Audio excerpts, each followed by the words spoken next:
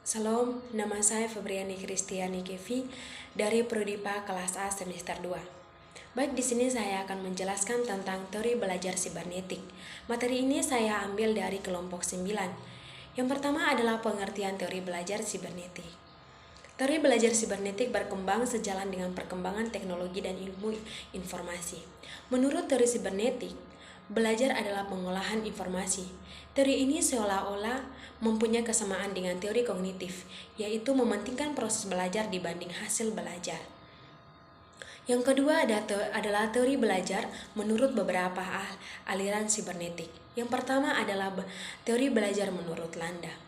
Dalam teori ini, Landa membedakan ada dua macam proses berpikir.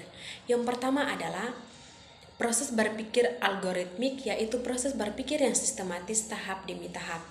Yang kedua adalah proses berpikir heuristik, yaitu cara berpikir divergen yang menuju ke beberapa tujuan.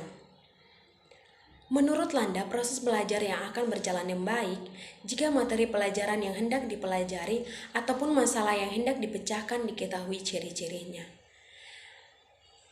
Yang kedua adalah teori belajar menurut Parks dan Scott. Menurut Parks dan Scott, ada dua algoritma cara berpikir, yaitu yang pertama adalah pendekatan serialis sama dengan pendekatan algoritmik.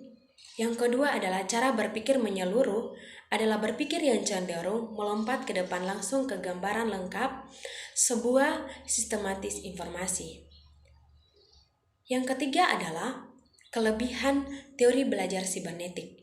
Kelebihan teori belajar sibernetik adalah cara berpikir yang orientasi pada proses lebih menonjol.